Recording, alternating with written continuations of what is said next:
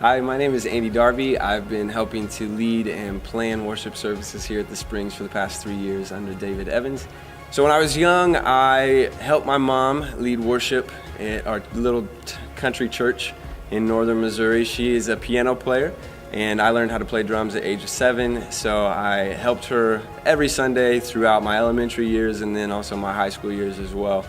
But during that time, I really didn't understand what we were doing with music or what worship was. I was just kind of there playing music and kind of really thought I was cool because I could play drums. So throughout my high school career, I was very lukewarm in my faith and didn't understand worship. And really didn't understand worship until I got to college. And I began to learn guitar as well as piano.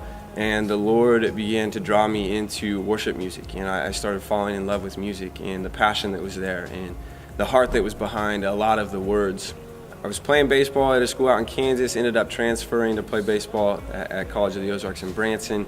That didn't work out. The Lord was leading me in a different direction at the time. I had no idea where that was, but He led me to give up baseball. And through that, I began leading worship for our FCA chapter there on campus at C of O. One of the leaders of the Christian Ministries department approached me about an internship here at the Springs, and I have been here ever since. I came up and auditioned, and nobody's kicked me out since, so I'm thankful for that. The Lord has drawn me into this understanding of what we do with worship. It's not just music, it's not just the words that we sing. It all boils down to an attitude of our hearts. So the words that we say, our actions throughout the day, these can all be things and acts of worship. If it's to glorify God, if it's to bring glory to God, then these can all be acts of worship.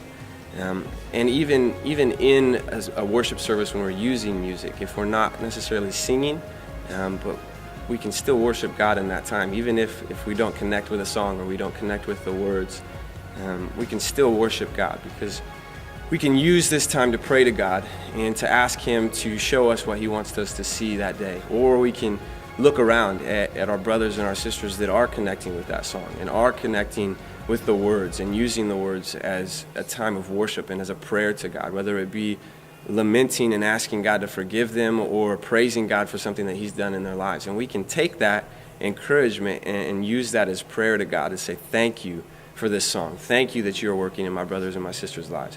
Ultimately, worship comes down to an attitude of the heart. We can always worship God, whether we like a song or we don't like a song, and it's not always about music. One of my favorite passages in the Bible is when Jesus is with the woman at the well, and He tells her that there is a day that is coming and is already here when you won't worship in this place or that place, but God is looking for worshipers in spirit and in truth.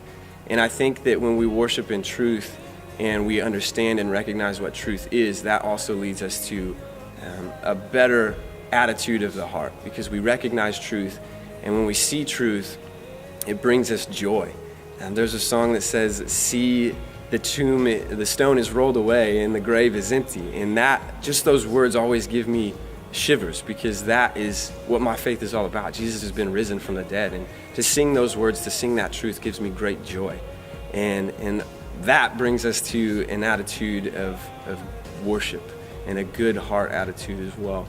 And when I'm up here, it's not about me. I want to be invisible. I just want to be a tool that God uses to lead other people in worship. What I want us to do is understand that when we come to worship using music, it's for an audience of one. It's not for us. It's not for anybody else. It's for God. And we need to remember that when we come here. And that also will affect our heart. When we understand that it's not about us, it's about God, and it's about bringing Him glory in all that we say and do.